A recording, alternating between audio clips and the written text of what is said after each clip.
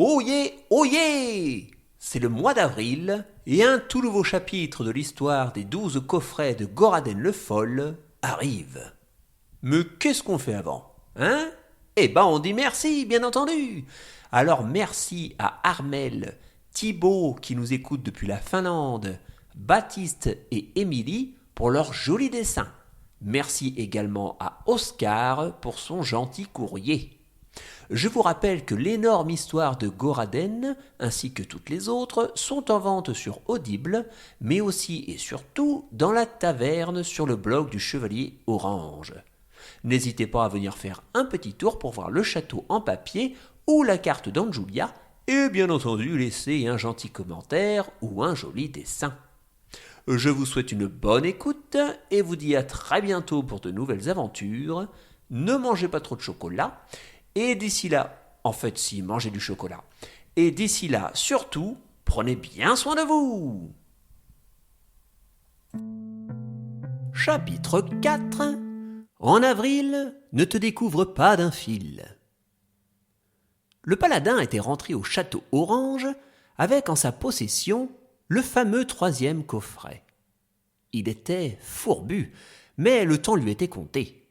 Aussi s'attela-t-il dès le lendemain à la résolution de la prochaine énigme de Goraden le Foll. Il s'assit à une table et ouvrit solennellement la boîte en bois. Il sortit le papier et le lut à voix haute afin de se concentrer sur chacun des mots du petit texte. Alors, sous la couronne, un grand sage, sous son trône, un grand passage.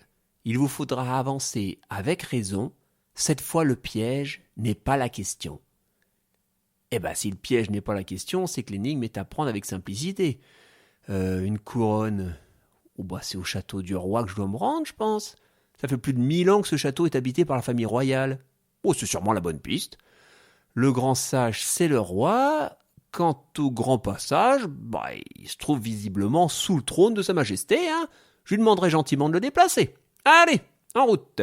Le chevalier orange se mit en route en direction du château du roi d'Anjulia. Il arriva quelques jours plus tard, par un beau matin, et à peine avait-il posé le pied à terre qu'il demanda au plus vite une audience avec sa majesté. Mais on ne rencontre pas le roi en claquant des doigts. Eh oui, ce dernier était en voyage diplomatique et il ne serait pas présent avant le début de l'après-midi. Notre héros allait devoir patienter. Il en profita pour se promener un peu le long des rues devant le château.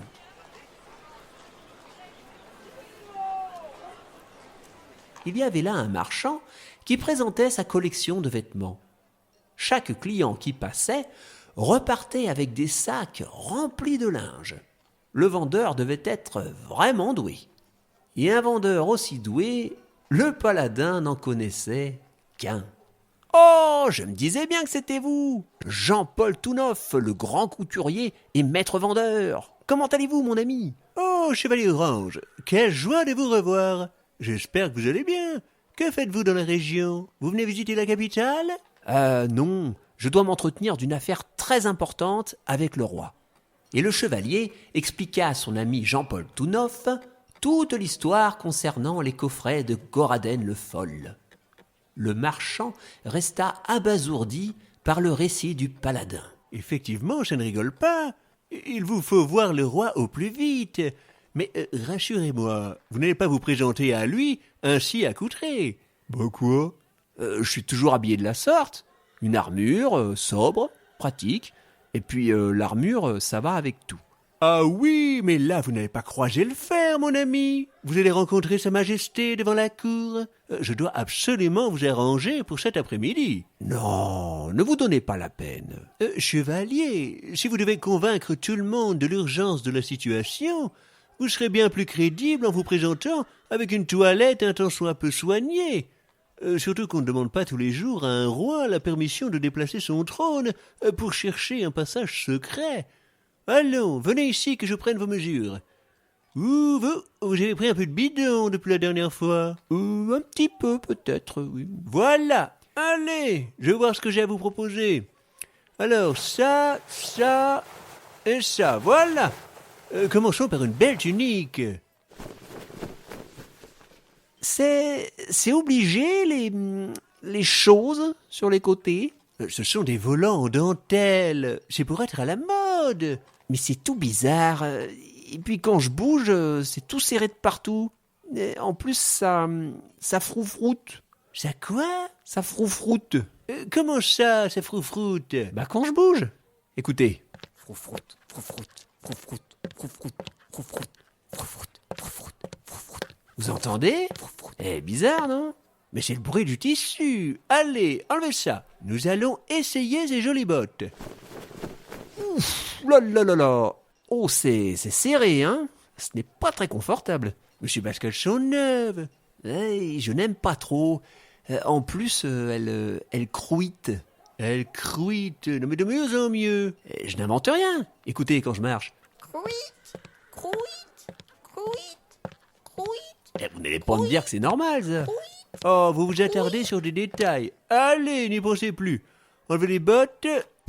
Bien, la dernière touche. Un pantalon en soie un peu large. Tenez, essayez-le et vous serez au top de la classe. C'est large, en effet. Et puis ça... Eh bien quoi? Qu'allez-vous m'inventer encore? Bah, ça frotte les jambes, là, quand je marche. Du coup, ça pouquigne un petit peu.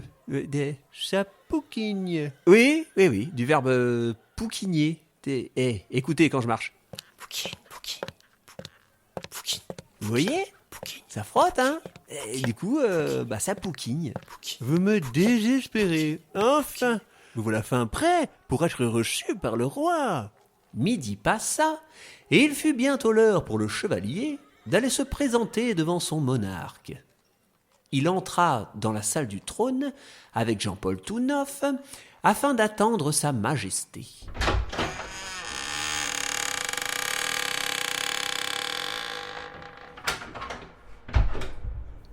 Le chancelier, accompagné d'une foule de seigneurs, de pages et d'autres gens de la cour royale, occupait déjà les lieux.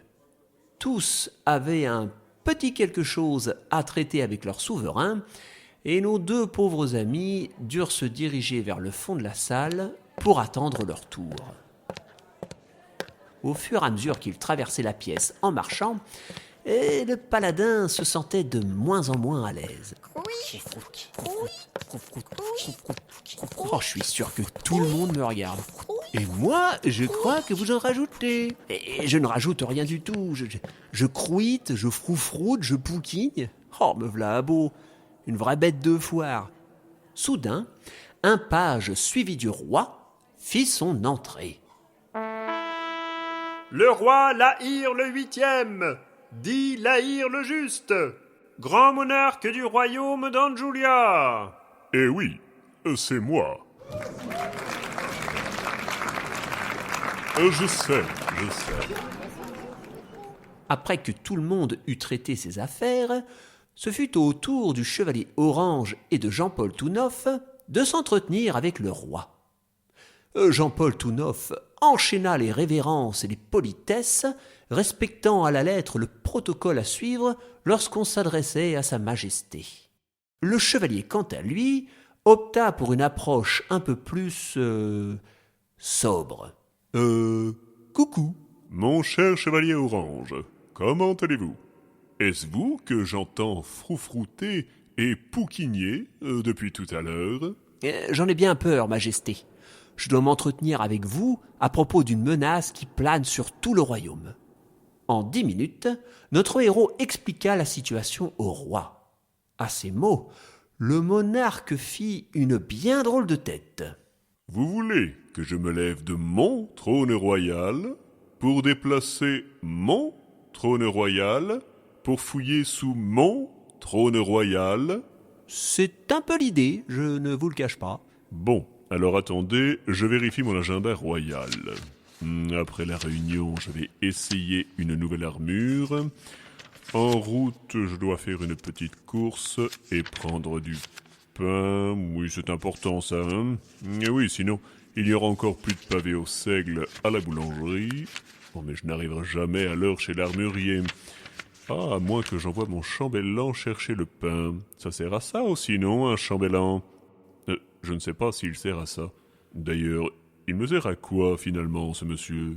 Et sinon, pour le passage secret... Oh, je ne me sers pas du trône de toute la fin d'après-midi. Il est à vous, messieurs. Je resterai bien volontiers m'occuper de cette énigme avec vous, chevalier orange, mais j'ai une immense confiance en votre talent, et je gage que vous y arriverez. Qui plus est, avec votre habituel panache. Allez, bonne chance pour sauver le monde, moi, je file. Au revoir, votre majesté. Incroyable! Ça s'est passé comme sur des roulettes. Et moi que vous avez vêtu comme un grand seigneur de pied en cap, vous aviez raison finalement. Vous auriez pu rester en armure. J'aurais pu rester en armure. C'est marrant cette envie de vous mordre tout à coup. Allons, ça vous aura donné l'occasion de bien vous habiller pour une fois. Venez, courons déplacer ce fameux trône. Nos amis demandèrent poliment de l'aide à des domestiques, puis tous ensemble, ils empoignèrent vigoureusement l'imposant siège pour le déplacer de quelques mètres. Il y avait à l'ancienne place du trône une grande et vieille trappe en bois. Incroyable! Et il y a vraiment une trappe. Par contre, elle n'a pas le nez qui coule. Pourquoi une trappe aurait-elle le nez qui coule? Parce que des fois, la trappe mouche. La trappe mouche. Bon, on va voir ce qu'il y a derrière, hein. Le chevalier ouvrit la fameuse trappe et découvrit, stupéfait, un passage qui donnait sur un escalier. Le héros orange s'arma d'une torche, puis, suivi de Jean-Paul Tounov, il commença à descendre les premières marches. Une fois en bas, les deux aventuriers se retrouvèrent dans une petite pièce de laquelle partait un couloir. Un long couloir, bien inquiétant, qui n'était pas du tout éclairé, avec des murs tapissés de toiles d'araignée. Bon, mon cher Jean-Paul Tounov, je vais passer devant. Surtout, regardez bien où vous posez les pieds. L'énigme disait, il vous faudra avancer avec raison. Cette fois, le piège n'est pas la question. Je suis persuadé que l'endroit regorge de mauvaises surprises. Tenez, vous voyez cette dalle de pierre là? Eh bien, je suis presque sûr que c'est un piège. Voyons voir si je tapote dessus. À peine le chevalier avait-il touché la dalle que celle-ci s'enfonça. Au même moment, des pics épais en acier surgirent du plafond, puis s'abattirent violemment devant nos deux amis, effarés. Ouf! Ah ouais, ça ne rigole pas. Ça vous dérange si je remonte prendre mon armure? Ça dépend. Ça vous dérange si je vous attends dehors? L'aventurier remonta se vêtir de son armure, puis affronta de nouveau les ténèbres du tunnel. Malgré la peur et le danger, Jean-Paul Tounov n'avait pas pu se résoudre à abandonner son camarade. Il suivit donc le paladin de loin. C'est ça, de loin. De très très loin. Les lieux étaient truffés de pièges en tout genre. Tantôt des flèches empoisonnées passaient à quelques centimètres du chevalier. Voilà! Tantôt des oubliettes s'ouvraient sous ses pieds. Que c'est haut! Tantôt encore, c'était une plante carnivore qui sortait du mur. Chut! Couchez! Après avoir marché une petite heure et frôlé la mort des dizaines de fois, il aperçut enfin une ouverture qui donnait sur une autre pièce. Juste avant l'entrée se trouvait une dernière grosse dalle.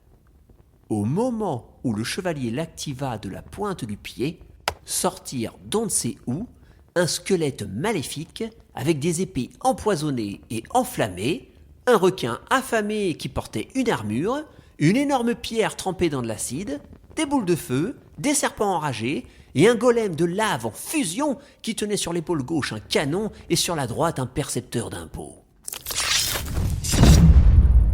Aussi, le sol s'effondra, laissant la place à une oubliette. Une oubliette dans laquelle tombèrent du coup le squelette, le requin, les serpents et tout le reste en fait. Bon voilà. Et oui, trop de pièges tue le piège. La voie était libre et il ne restait à nos héros qu'à entrer dans la dernière pièce. Au beau milieu se tenait un meuble en bois sur lequel reposait un coffret. Celui-là même que le chevalier était venu chercher. Ah ah, mon cher Jean-Paul tout neuf, nous avons réussi. Le 4e coffret est à nous. Bravo, chevalier! Oh, j'ai hâte de connaître la prochaine énigme. Voilà. Oh, voici donc la prochaine énigme. À la croisée des 7 chemins, un monstre sur une pierre plate. Pour trouver le coffret, si vous le voulez bien, il faudra mettre la main à la pâte. Bon, fini les énigmes toutes simples. Ouais, c'est bien dommage, ça. Attendez, les 7 chemins, ça me dit quelque chose. Mais oui, je suis déjà allé là-bas. La croisée des 7 chemins, c'est un gigantesque carrefour à Anjulia où 7 routes différentes se rencontrent. On y trouve d'ailleurs une énorme auberge très connue. On y mange fort mal, si je me souviens bien. Comment s'appelle-t-elle déjà? Ah oui, l'auberge de la pierre draconique. L'auberge de la pierre draconique. Voilà un nom en lien avec Goraden le Foll et avec l'énigme. C'est sûrement de cet endroit qu'il s'agit. Soit, je me mets en route. Merci, mon ami. Les 2 aventuriers se dirent au revoir et le chevalier orange mit le cap sur la croisée des 7 chemins.